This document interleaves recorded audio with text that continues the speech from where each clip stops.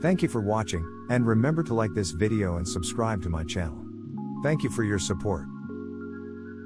About the rain that we've already got ongoing across places like St. Louis. This is going to continue to fill in. So Chicago, you're going to eventually have some of this rain moving in. Indianapolis, it's knocking on your door right now, and then that's all going to continue to spread north and east. So that's that same frontal system. We've got the moisture surging north from the Gulf of Mexico, and that front acting as a trigger to get those showers and storms going. And we'll see that rain shield expanding from today into tomorrow, encompassing a good chunk of the Great Lakes region. But we're stretching this down into the middle part of the Mississippi Valley as well. Detroit, you're getting in on this. Maybe a little bit of a wintry mix across portions of Minnesota. Here's the other part of this, though. This low pressure system is going to deepen, or it's going to get stronger, and that is going to cause the interaction between that system and high pressure to be even stronger, which is going to lead to these very gusty winds. So starting out Sunday morning, we've already got wind gusts 35, 40 miles per hour in Columbia, and then you'll see it just picks up throughout Sunday afternoon. Detroit, 40, 50 mile per hour wind gusts for the early afternoon, and it doesn't die off very quickly, even as we head into the evening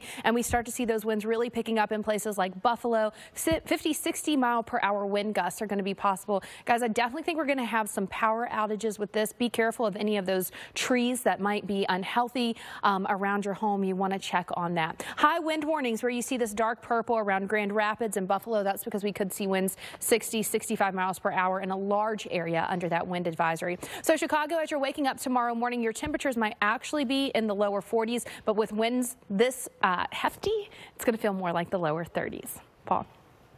Well, Central America. Across the west as we head through the next several days, in fact, especially for the Pacific Northwest. Portland, you're finally stuck in it. You got through that break in the rain, and now it is very rainy for you. You see we've got some higher elevation snow going on there in the Cascades. Not just there, though, but across portions of the Rockies as well. We've seen some heavy snow in portions of Colorado this morning. We actually had a snow squall warning in Aspen earlier. We've got these winter alerts through this afternoon, winter storm warnings and winter weather advisories. In some of the higher elevations, we could see feet of snow. Of course, that is going to make those mountain passes very, very tricky. So please be careful. As we move through the day, we're going to continue with some of that rain and snow. But tomorrow, also, we're not getting a break. We're spreading that rain down into coastal northern California, spreading it out into portions of Wyoming, even the plains. You guys will see a few flakes over the next several days. Here's what's going on. I mentioned you're going to be stuck in it for a couple days. Well, we've got these little pulses of energy, these disturbances riding along that jet stream, and they're bringing us some of this unsettled weather. But we really have to look into next week. You see it, that dip in the jet stream.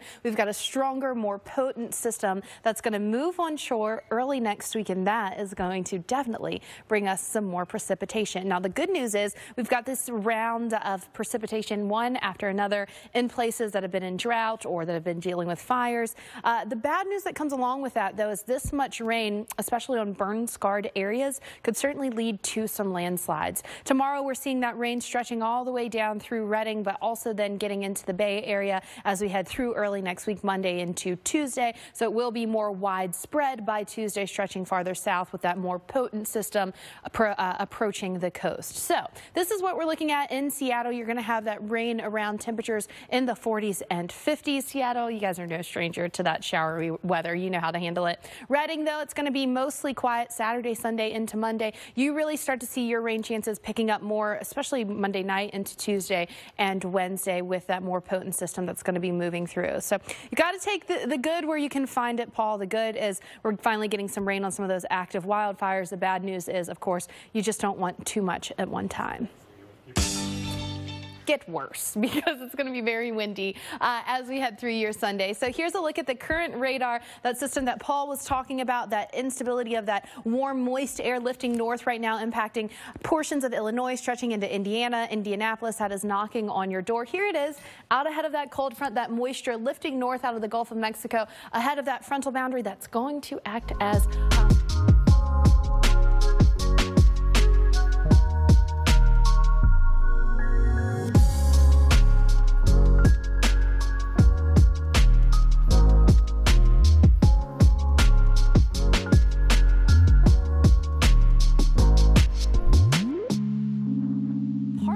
part part of the triggers to get these showers and storms going today. From Green Bay all the way down into Paducah, heading throughout the day. It's going to continue filling in. Will it be raining constantly? No. Will some of you see some rain? You certainly will. Tonight, that spreads into Detroit, as mentioned, down through Nashville.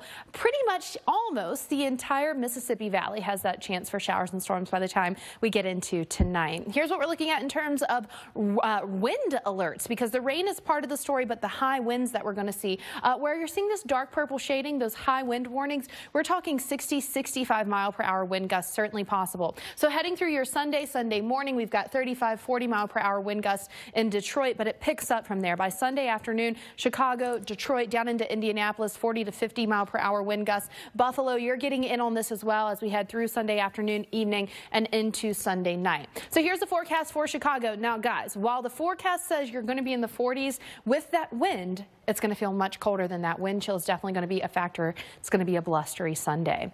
Well, up next on Weekend.